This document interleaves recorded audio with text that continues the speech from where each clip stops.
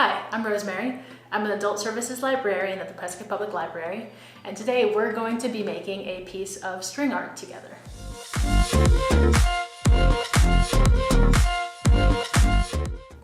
So string art is made with nails and string on top of a piece of wood.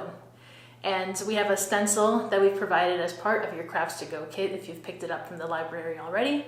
Some of you might just be following along to learn how to do this, and you have your own supplies, so they'll be slightly different from mine, but you can still follow along for the basics.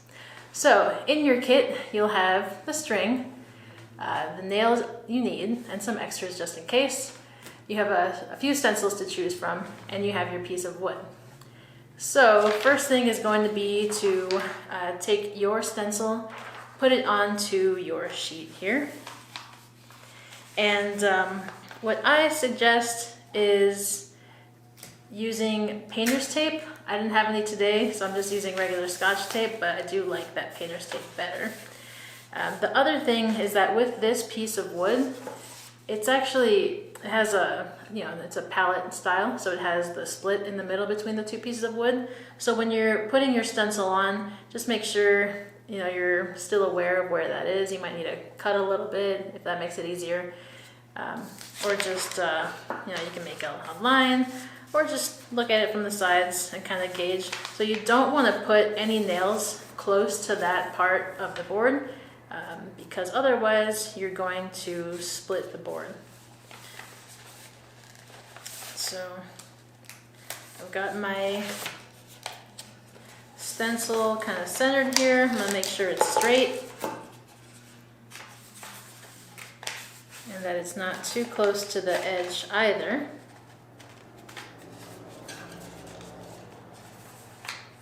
And then I'm going to tape it on. So once that's on there, I'm going to grab my nails and my hammer. So in your Crafts to Go kit, the hammer is not included, but a lot of you probably have that at home. Otherwise, they're pretty easy to find. And I highly suggest a pair of needle nose pliers. These are good if you have dexterity, any issues with that, or if you, just find that it's easier to grip. These are great. You just hold on to the nail just like that. I'll show you, hold it nice and straight, so you don't have to be like, holding it on to by the tips of your fingers. It's just sturdier. So I like to use that. So, so those aren't included either, but again, easy to find. So, got my hammer, and you can pretty much start anywhere. Just make sure you're on a flat surface and that's taped on nicely, and just start. So the stencils that we provided have little marks spaced out evenly where you should put the strings. If you want to use more nails, if you have some at home that you want to use and make a more detailed design, you can do that. So really, these are the basics that I'm showing you, but you can do pretty much whatever you want. You can even find outlines, stencils online and print them out and use them on here. So just make sure you're sharing your creations with us on our Facebook page or on our Instagram, and we want to see those. So this wood is pretty soft, and I'm just gonna give it a few taps.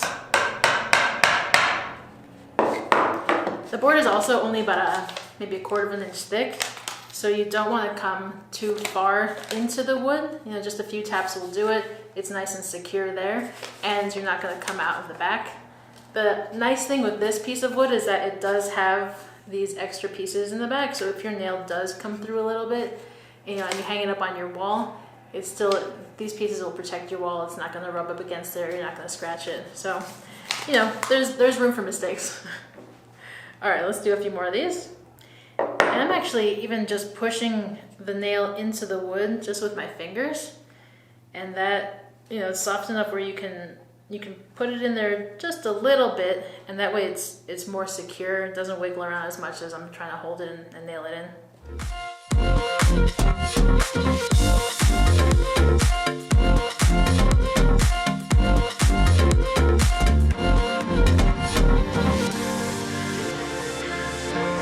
So I did pretty good. I went back. I missed a couple of spots, so I put them, back in. So I would recommend really just taking your time with this.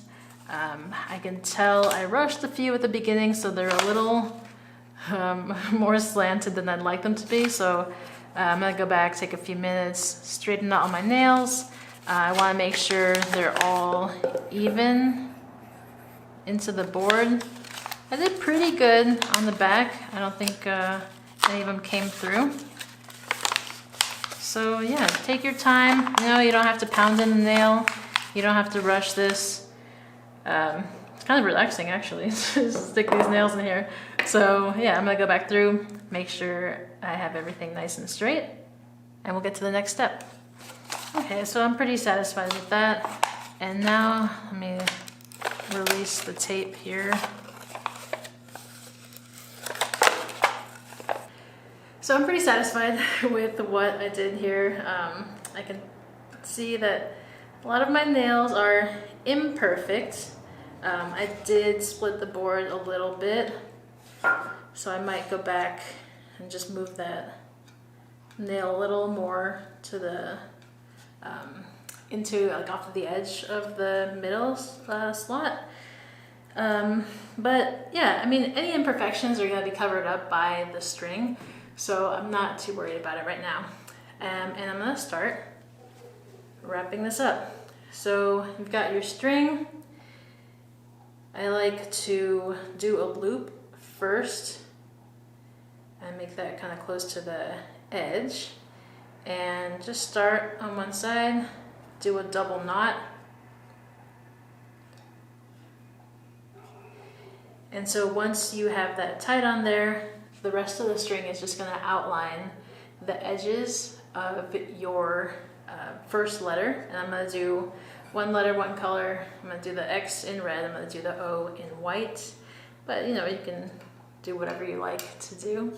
And also, I didn't destroy my original stencil too much because sometimes, you know, this kind of looks like a whole lot of nothing right now. So I want to make sure I know what this is. You know, this one's just an X and an O. It's not that hard, but if you're doing a more intricate design, you might want to see exactly what you're making so that you can really follow along accurately. And again, just take your time. So yeah, I'm going to string this up.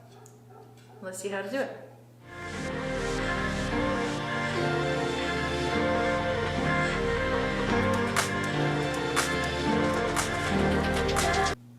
Okay, I've outlined my first letter here, but I actually want to go back and do a double outline. You can stop here and start weaving your way in if you like.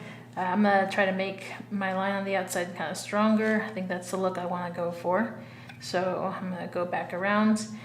Another thing to keep in mind, I like to keep the string kind of taut. You might have seen a minute ago, I let it slip and it, you know, went back a few nails and I had to redo them. You know, it's okay, it's part of the process, but that's just one little trick I've been using to make sure that doesn't happen too much, because, you know, it is frustrating to have to do the same thing over and over, but yeah, not too bad in the grand scheme of things.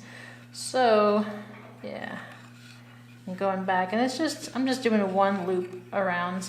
I also like to push these down a little bit as I go along, so that when I start doing my filling in design, it's gonna be a little easier, give me more space to really go back and forth and fill this all in. Okay, and that's my first letter made. So now I'm gonna start filling it in with a design, and there's definitely a lot of different ways you can do this. You know, you can kind of do an abstract thing, you can do more diagonal, maybe straight lines, but it's really up to you. You know, there are techniques that you can see online or in books, and you know, those are great to use too, but I think I'm just gonna kind of freestyle this and see how it turns out. So I'm pretty okay with this. I think it looks kind of cool. So I think I'm gonna stop here. You know, if you want to fill it in more, that's definitely up to you. More nails in here would have been a good option too, so you can really zigzag in there. But yeah, I'm pretty good here, so I'm going to just double knot it right here, and then just cut off the tips. And you can kind of, if there's a little bit left over, you can kind of just tuck it in. And I'm going to move on to the next letter.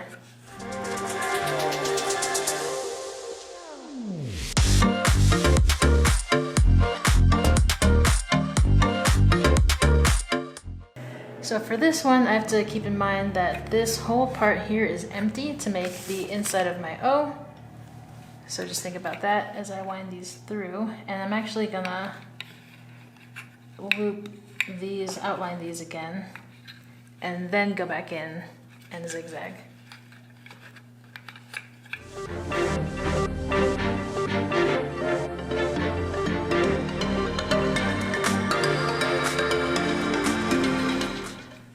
I'm pretty good with that too, so I think I'm gonna call it here. You know, yours might be way different from me. Like I said, take your time. You know, anything you make is art, so that's my piece. So that's going to be it for me today, but like I said, I'd love to see your finished products. So in the links below, you'll find our Instagram page, our Facebook page. So leave us a comment and tag us in your pictures. And I want to see what you made. If you made one of our stencils or if you made something else. And you know, if you haven't gotten the Crafts to Go kit yet, swing on by our curbside service anytime Tuesday through Saturday from 10 to 6 and see if there's one available. You can also give us a call if you have a question about the craft, our curbside service, Crafts to Go kits. So call us at 928-777-1526. We also have really great craft books about stuff like this and lots of other stuff. So that same number, our Ask a Librarian services will be able to put stuff on hold for you and arrange for you to pick it up through our curbside service by appointment. And we'll see you next month for another installment of the Crafts to Go. And make sure to like this page, subscribe for updates, and see you soon.